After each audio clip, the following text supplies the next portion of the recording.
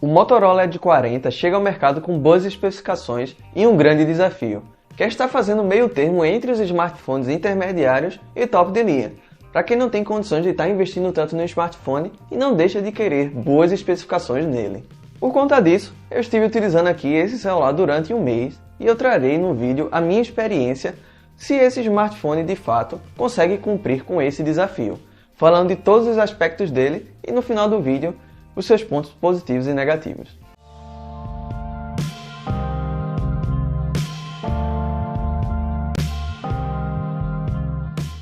Esse carinha aqui é fruto da primeira parceria do canal com a marca de tecnologia, que é justamente com a Motorola. Então vou estar recebendo aparelhos dessa marca para estar mostrando para vocês conteúdos mais diversificados. Porque eu sei que muitas pessoas aqui no canal gostam dessa marca e utilizam esse smartphone. Só que se sentiram órfãos, né? Porque eu ainda não falava sobre eles. Mas pode ficar tranquilo que aqui não se trata de um conteúdo patrocinado. Eu vou estar falando toda a minha experiência aqui detalhada, sem problema algum. De cara, vamos falar dessa caixinha aqui, mas não esqueçam de ver o unboxing que eu fiz desse celular no canal. Ela é uma caixa personalizada aqui com um material diferente, que trata-se de um elemento sustentável. No caso, é um material reciclado, que é uma proposta bem mais interessante do que vocês veem em outras marcas de tecnologia aí do mercado, que em vez de estar trazendo novos materiais ou alguns produtos que sejam biodegradáveis, preferem estar tirando componentes para reduzir o tamanho dessas caixas. Porém, esses mesmos componentes e acessórios são vendidos em outras caixas, então acaba sendo uma grande hipocrisia. No caso aqui da Motorola, essa caixinha também conta com um cheirinho maravilhoso, porque ela tem uma parceria com a marca de perfumes. Então cada smartphone dela tem um cheiro específico e é muito cheiroso. Dentro dela tem aqui o carregador de 68 watts da Motorola. Esse carinha aqui consegue fazer de 0 a 100% de carga em 50 minutos. Não é aquele tempo maravilhoso como vocês já viram aí em alguns smartphones da Realme, que com a mesma potência consegue carregar o celular em 32 minutos. Eu não sei por que esse fator, também pelo fato do Motorola Edge 40 ter uma bateria inferior, mas é assim, pelo menos ele consegue carregar numa boa velocidade. E ele conta com aquele padrãozinho, né, USB-C. Então se você tem alguns cabinhos aí mais antigos, pode sentir alguma dificuldade, mas a Motorola também manda ele junto. Então é um conjuntinho aí para você estar utilizando seu celular assim que tira da caixa. Porém eu tenho que trazer também aqui um fator um pouco negativo que fica como crítica. O celular, ele tem uma tela curva, tem um design fabuloso, porém ele não vem nem com película nem com capa. Então eu senti bastante dificuldade ao estar utilizando, porque essa beleza toda aqui pode ter um custo muito alto, caso você dê uma queda no celular. E a Motorola não trazer esses componentes dificulta um pouco isso. Então se você estiver comprando esse smartphone aqui, é bom já estar providenciando pelo menos uma película para essa telinha curva, porque a capa talvez não seja tão necessária assim, dado que o seu material traseiro é uma espécie de couro sintético, que garante uma resistência superior, como se fosse um vidro.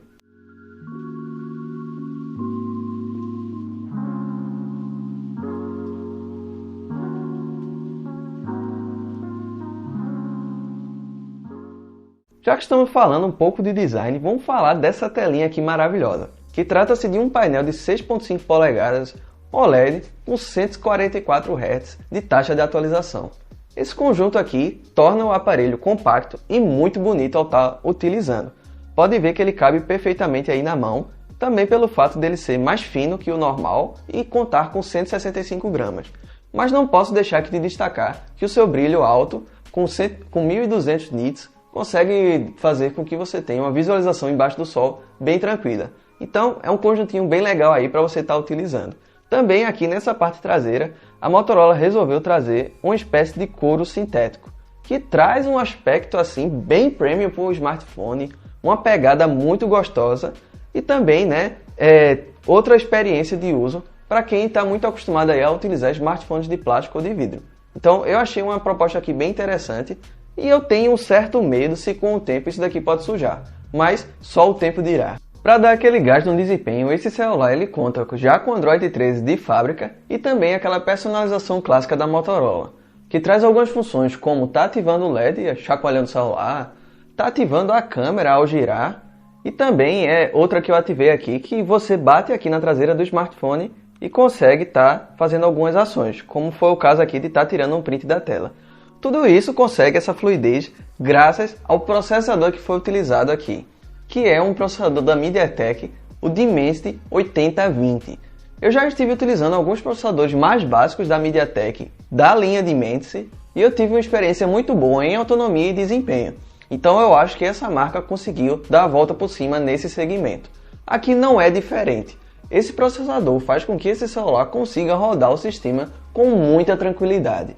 Dá gosto de ver como as animações funcionam perfeitamente aqui e a velocidade em que ele consegue abrir, fechar, transitar entre os aplicativos. Muito por isso é dada o seu armazenamento UFS 3.1, que eu senti uma diferença considerável em relação ao UFS 2.2 que eu utilizo nesse smartphone que está fazendo essa gravação aí.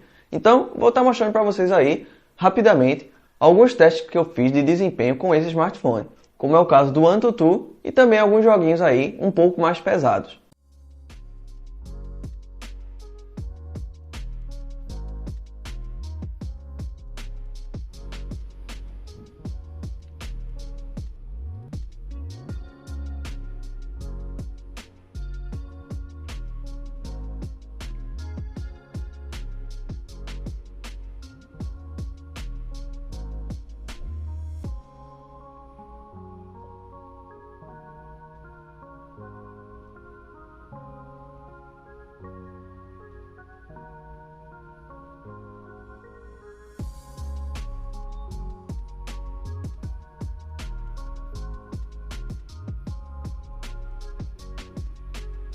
Além de contar com 256 GB de armazenamento, com esse padrão UFS 3.1 que deixa as coisas muito mais rápido aqui, ele também conta com a memória RAM de 8 GB, que consegue, juntamente com o armazenamento, trazendo uma experiência muito boa no smartphone. Um desempenho rápido, acima da média, uma tela muito boa aqui, como é o caso desse celular, pode trazer um alto custo para a bateria. Nesse caso aqui, esse smartphone conta com 4.400 mAh, que você pode estar pensando aí que não dá conta do recado, mas nos meus usos aqui, eu fiquei muito impressionado com isso.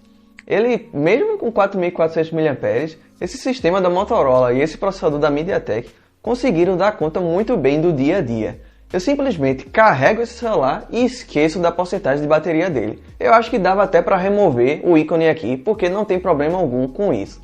Você carrega e consegue usar, por exemplo, de 6 horas da manhã até a noite e ainda sobra um pedacinho de carga aí para estar utilizando ao longo do outro dia.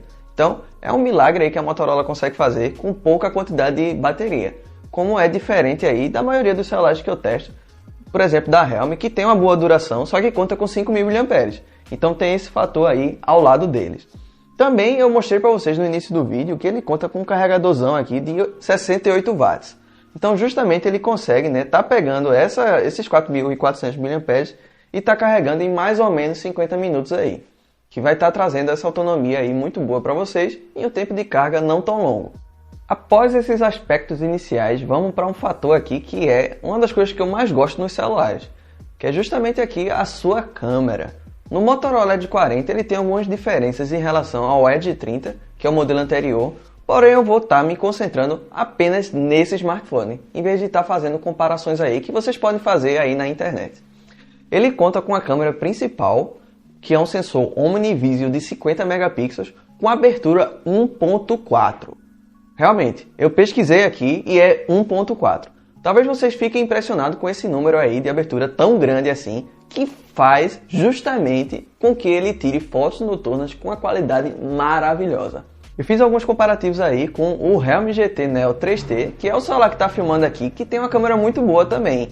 Porém, o Motorola Edge 40 em situações de baixa luz foi sensacional. Então, vejam aí alguns comparativos que eu fiz com esse celularzinho aqui.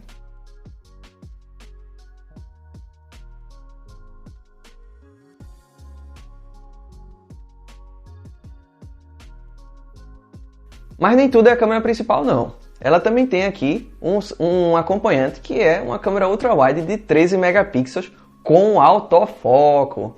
Isso é algo que nós usuários da Realme pedimos bastante e ela até hoje não trouxe, infelizmente. Mas no caso da Motorola nós temos aqui o autofoco e isso faz total diferença.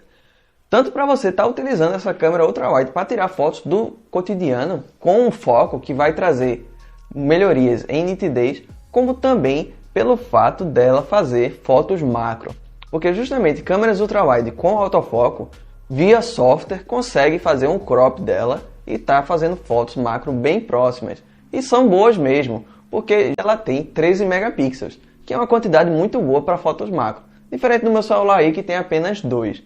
Então é um ponto bem legal aqui desse smartphone, que é essa câmera ultrawide com autofoco, e também tem uma estabilização bem legal, apesar de estar filmando apenas em Full HD 30 fps, enquanto a filmagem em macro é em 4K 30.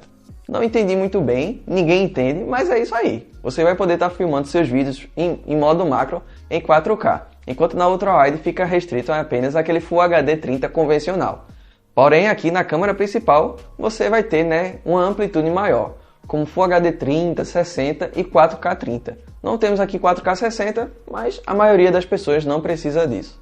Uma das coisas que mais me impressionou no Motorola Edge 40 é o seu desfoque brutal que a sua câmera traseira tem, que é justamente por conta da sua abertura de f1.4.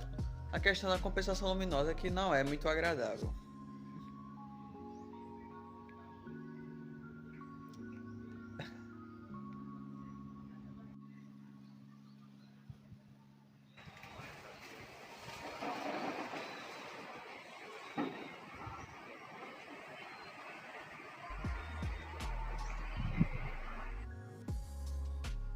Fazendo aquele teste clássico, de gravação com a bicicleta.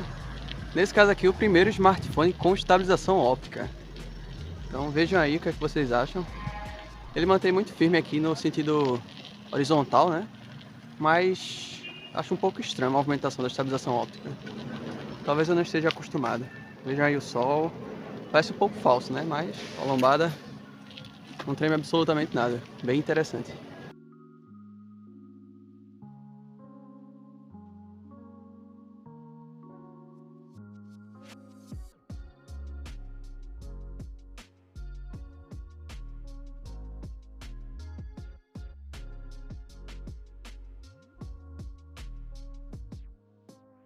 Com essa câmera frontal de 32 megapixels, que tem um número muito grande realmente, mas não faz cliques assim tão legais, como alguns de vocês podem estar acostumados aí com a Motorola. Ela tem boas especificações de hardware de câmera, só que o software ainda precisa de algumas melhorias para estar chegando naquele nível massa para estar tirando suas fotos. Apesar disso, como vocês aí, usuários da Motorola, podem pensar, é só estar atualizando aqui essa câmera com um aplicativo da Gcam. Colocando aqui, ela já faz toda essa diferença que o software não consegue, porque hardware nós temos aqui, tanto em câmera como em desempenho, para estar tirando aquelas fotos show de bola. Tirando as características mais gerais do jogo, vamos falar agora de algumas especificidades desse aparelho.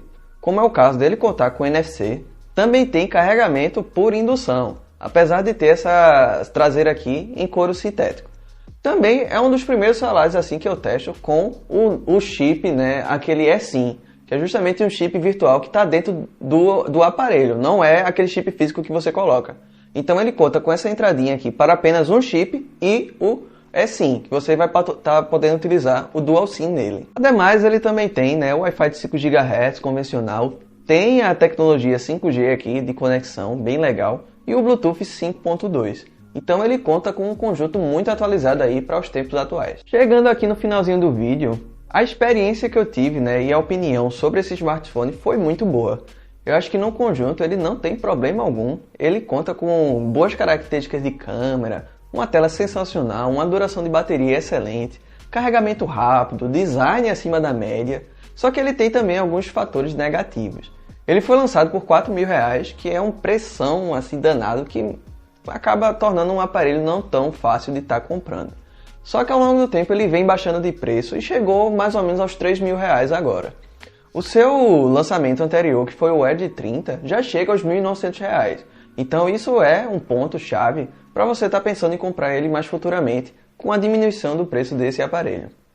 Outro fator negativo também que eu achei é que a caixa dele não vem nem com capa nem com película. E por ser um smartphone com esse design assim tão premium, e uma tela aqui curva, com essas bordas aqui, que se levar uma quedinha pode acabar trincando, eu acho que ele deveria vir com pelo menos uma capa ou uma película.